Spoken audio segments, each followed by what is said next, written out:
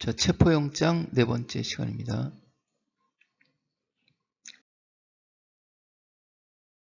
영장 집행에 대해서 살펴보도록 하겠습니다.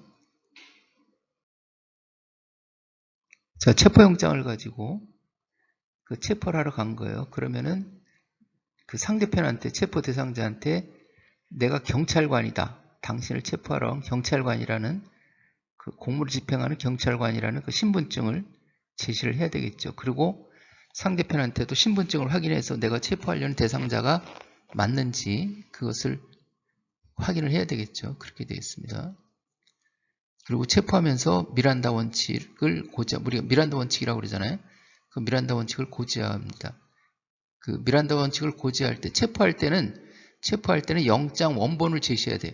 영장 원본을 제시하면서 미란다 원칙을 고지하는데, 영장을 잃어버릴까봐 걱정이 돼가지고 사본을 가지고 간다든지 등본을 가지고 간다든지 그렇게 하면 이렇게 불법 체포의 시비에 휘말리게 되는 거예요.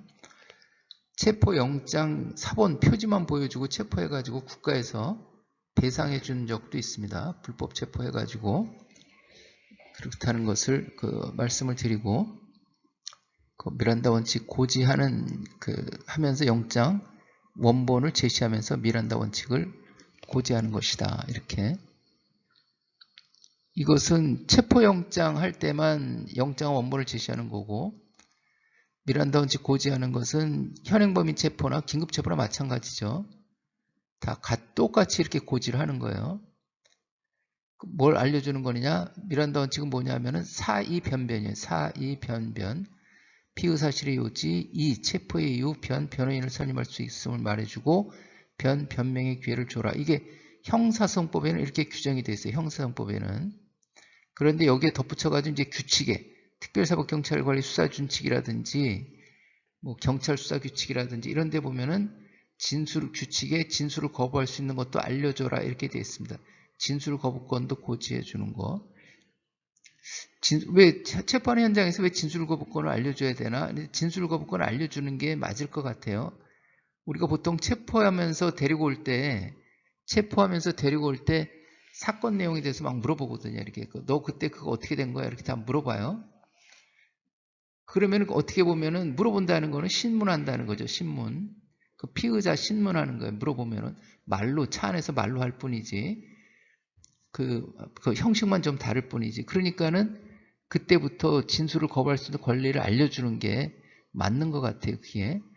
그 차에서 데리고 오면서 다 물어보고 나서 사무실에 데려가가지고 피의자 신문한다면서 진술을 거부할 권리가 있어. 그때 알려주면은 너무 늦은 거죠. 이게. 뭐 물어볼 거 다 물어보고 나서 나중에 진술을 거부할 권리가 있어. 그러면은 그 진술 거부권 고지의 의미가 없는 거죠. 그러니까는 체포할 때 이것을 알려주는 게 맞는 것 같아요. 그러니까는 진술을 거부할 수 있다는 것도 알려주고, 그 다음에 그 체포 적부심을 청구할 수 있다는 것도 형사성법의 피의자한테 체포 적부심을 알려주라고 이렇게 돼 있어요. 그런데 그 알려주더라도 마땅히 무슨 서식이 없어요. 그 알려줬다는 서식을 마땅히 어떻게 할 데가 없어요. 그래가지고 이것을 알려줬다는 이제 확인서를 받아야 되는데 그 확인서에다가 이것도 같이 기재를 해놨습니다. 경찰 수사규칙 확인서에는 이게 돼 있어요. 특별사법경찰관리 수사규칙에는 수사준칙에는 이게 없어요. 이게 빠져 있어 확인서에. 그러니까는 미란다 원칙 고지했다는 확인서를 받을 때는 경찰 수사규칙 그 확인서를 사용하면 되겠다.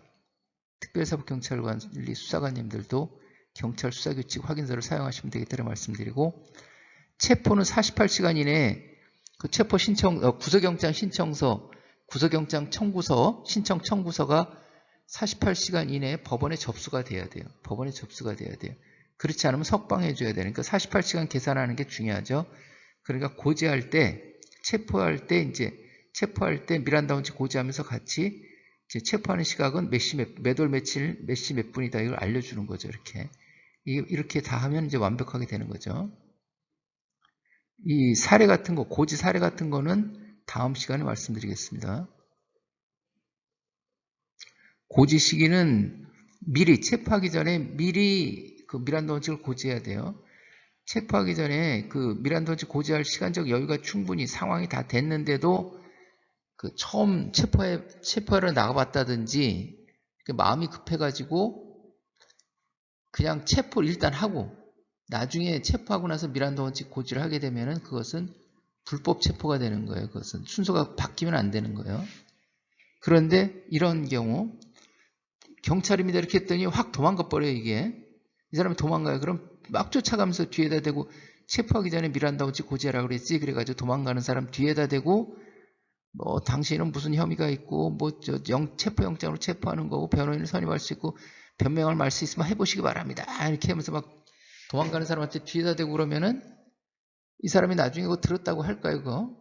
그렇게 하면 안 되는 거겠지. 이게. 그렇게 하면 좀 그게 좀 문제가 있는 거죠. 그리고 또 미란다 원칙 고지하려고 그러는데 막 그 저항을 하면서 강목 들고 수사관이 막 때리려고 그래요. 그런데 거기다 대고 얻어맞아 가면서 당신은 뭐 변호인을 선임할 수 있고 그것도 또 말이 안 되는 거죠. 그러니까는 그 도망가면은 그 사람을 붙잡아 놓고 미란다 원칙을 고지하면 되는 거고 그 저항을 하면은 저항하는 것을 제압해 놓고 미란다 원칙을 고지하면 되는 거고 판례가 다 그렇게 있습니다. 그런 판례가.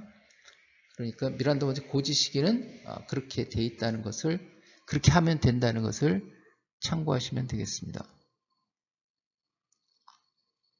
수갑을 사용할지 말지 체포하면서 수갑을 사용할지 그거는 상황에 따라서 다 판단하시면 되는데 그 수갑 사용하는 여부에 대해서는 경찰관 직무집행법에 있습니다. 여기에 보면은 현행범 체포할 때라든지 현행범인 체포할 때라든지 아니면은 도망가면 잡아가지고 수갑을 채워야겠죠. 그 다음에 저항한다든지 저항하는 것도 제압해서 수갑을 채워야 되겠죠. 그렇게 규정이 되어 있어요. 그런 규정들. 그걸 특별사법경찰관리 수사관님들은 그 수갑을 사용하라는 그 근거 법이 없어요. 근거 법률이 없어. 그 대검찰청에서 특별사법경찰관 직무집행법이라는 것을 경찰관 직무집행법처럼 이렇게 제정 추진을 하는데 아직 안 되고 있어요. 그 추진한 지가 한 10년도 더 된 것 같은데 아직도 안 되고 있어요. 이게. 각 규칙에 특별사법경찰 직렬별로 이렇게 규칙을 제정해 놓은 그런 부처들이 있는데 거기에 뭐 수갑을 사용할 수 있다 이렇게 규칙에 돼 있는 게 드문드문 있긴 한데 대부분 다 법에는 아직 안 돼 있는 거예요. 그래도 수사하면서 체포하거나 할 때 수갑을 사용을 안 할 수가 없잖아요. 그러니까 근거법은 없더라도 수갑을 사용하고 있긴 합니다. 이게.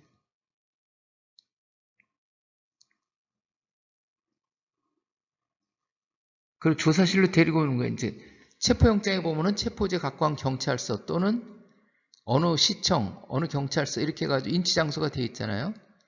그래가지고 인치한다는 것은 끌고 오는 거, 끌어다 놓는 거니까는 왜 끌어다 놓는 거예요? 48시간 동안 데리고 있을 수 있는데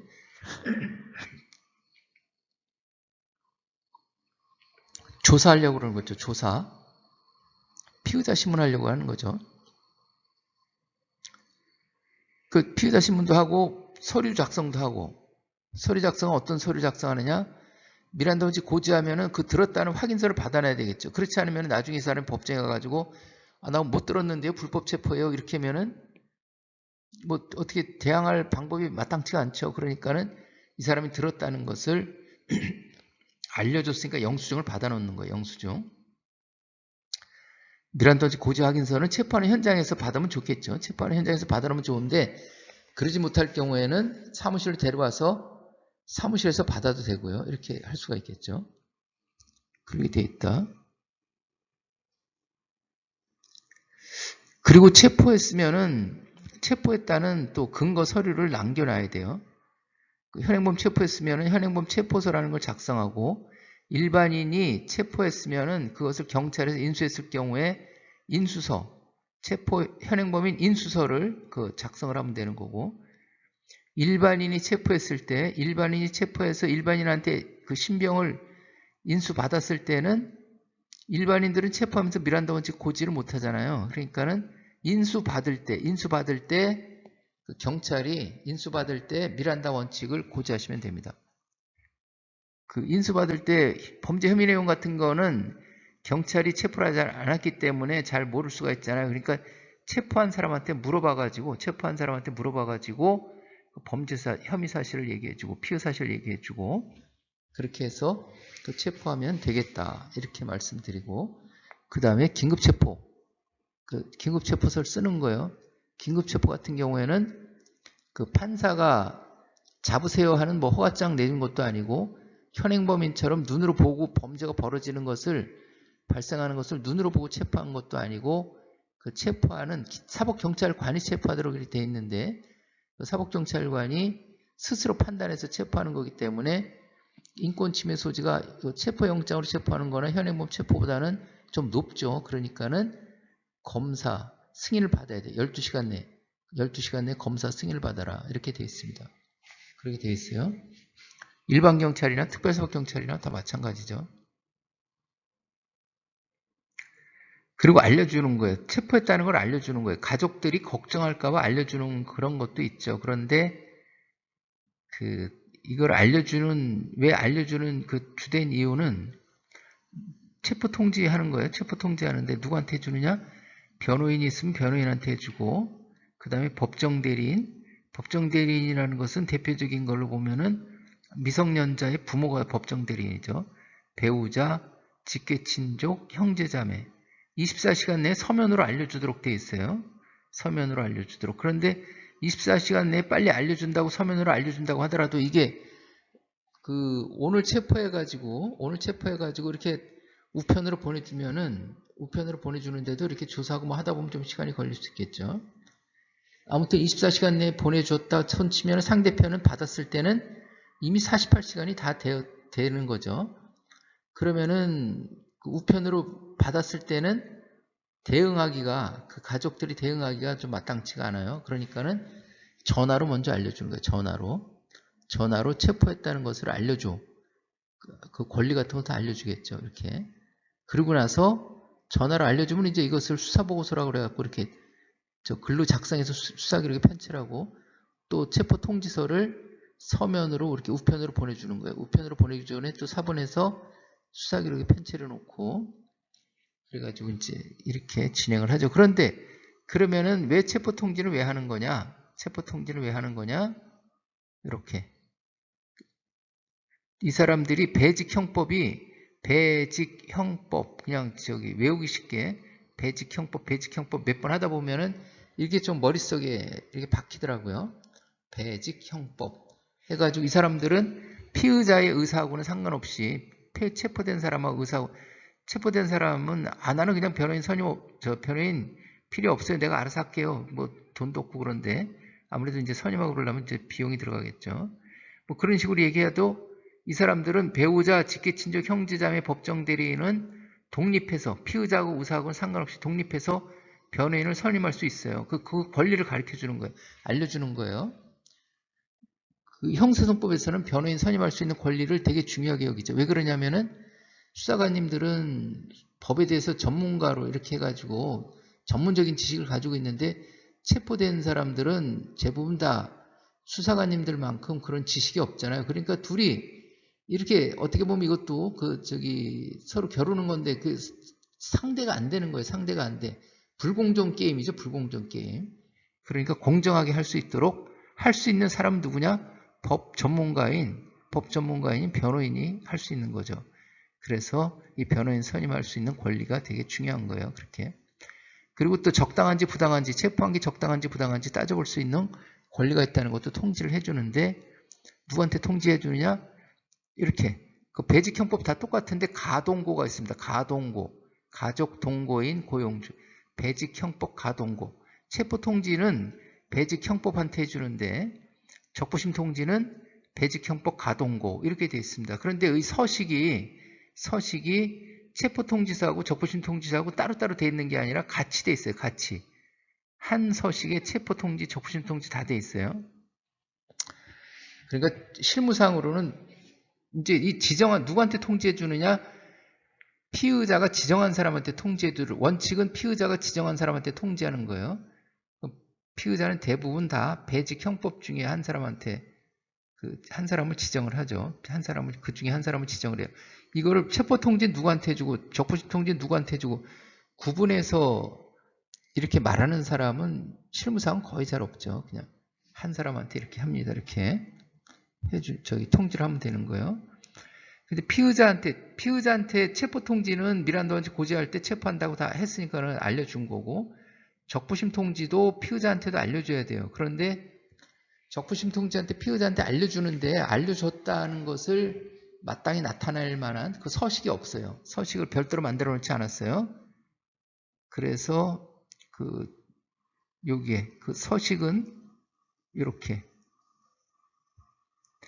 그 경찰에서 사용하는 서식, 그 경찰 좀 전에 말씀드렸었는데 경찰 수사규칙의 확인서에 보면은 적부심 통지 권한도 다 그 기재가 돼 있어요. 특별사법경찰관리 확인 수사준칙의 확인서에는 적부심 얘기는 빠져 있어요. 그러니까 특별사법경찰관리 수사관님들도 그 미란다 원칙 고지하고 그 확인서 받을 때는 그 경찰 수사규칙 확인서를 서식을 활용하시라.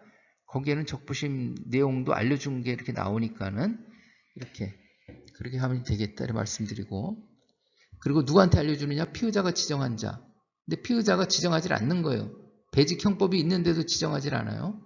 그 집에 노모 혼자 계시는데 알려줘봐야 뭐 어떻게 잘 모르시니까 노모는 충격만 갈 거고 알려주지 마세요 이렇게. 그런데 우리 수사하는 사람들은 그렇더라도 싫다고 통지하지 말라고 하더라도 이 변호인 선임권은 있다는 것을 알려줘야 되기 때문에 그런 권리 등등 이렇게 알려줘야 되기 때문에 직권으로 지정해서 통지하라 이렇게 대검 지침이라든지 보면 되어 있어요. 그래서 우리는 피의자가 알려주지 말라고 그래도 직권으로 지정해서 통지를 하는 거예요. 그 직권으로 배직형법 중에 우리가 알아서 통지를 하는 거예요. 그런데 이제 피의자가 앞에 말씀드린 것처럼 노모 혼자 계시니까 알려주지 마세요. 그런데 그렇게 했더라도 우리는 이렇게 알려주게 됐으니까 노모한테 그냥 보내버리는 거예요. 그러면은 피의자가 얘기한 대로 노모가 그걸 받고서 충격을 받고 병이 더 악화된다든지 이럴 수가 있잖아요. 그러니까는 피의자한테 얘기를 해주는 거예요. 피의자가 보내지 말라고 하더라도 야, 우리는 이런 사정이 있어서 직권으로 네가 싫다고 그러면 우리는 직권으로 보내야 돼 해가지고 보낸다, 노모한테 보낸다 이러면 이제 피의자가 그럼 나 그 노모한테 보내면 안 되니까는 다른 사람한테 내가 얘기는 안 했지만 뭐 형이 있으니까 형한테 보내달라든지 그렇게 서로 그 협의를 해야 돼요. 그 피의자가 거부하는데도 보내지 마세요 하는데도 알았어 하고서 그냥 그 얘기도 안 하고 보내버리면 나중에 민원이 발생할 수가 있어요. 야, 내가 보내지 말라 했는데 왜 보내가지고 우리 어머니 지금 이거 다 악화되는데 어떡할 거야? 뭐 이렇게 민원이 발생할 수 있으니까는 서로 협의를 좀 해야 되겠다. 근데 이 배직형법 뭐 가던 거 아무도 없어요. 그럴 경우에 통지불능이에요. 그럴 경우에는 그것을 그러한 사유로 통지가 불능이라는 것을 수사보고서로 이렇게 작성해 놓으시면 되겠다.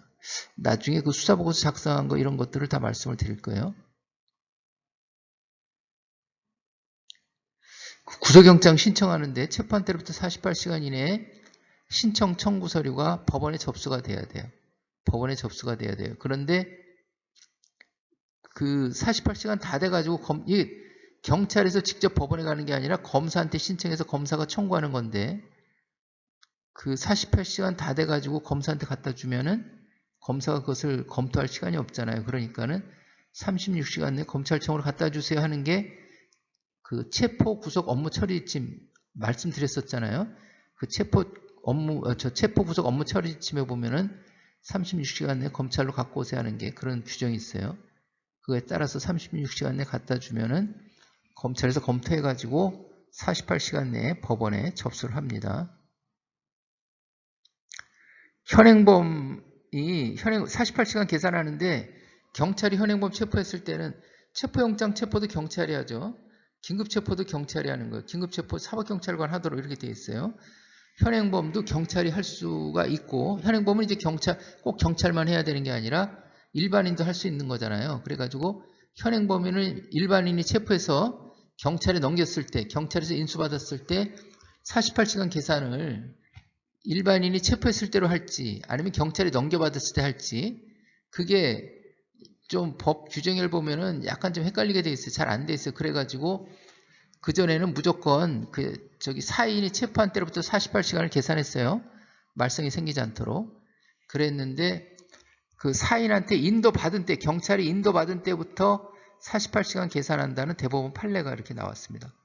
그 어느 판례냐면은 과거에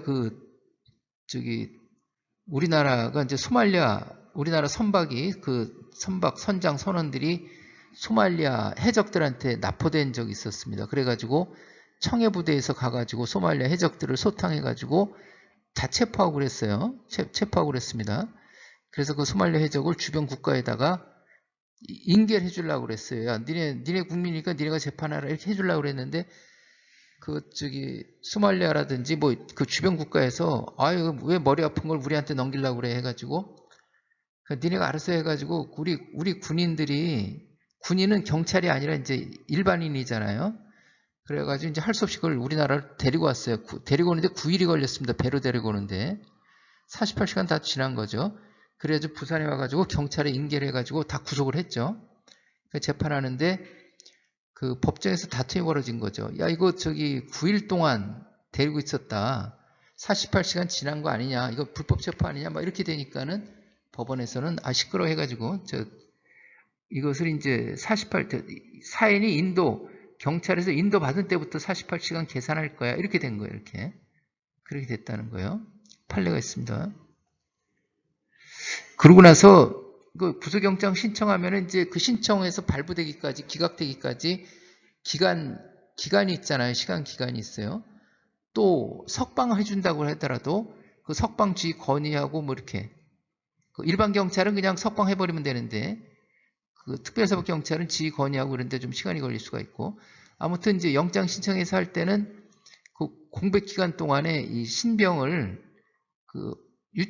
구금 체포영장에 보면은 인치장소, 구금장소가 있잖아요.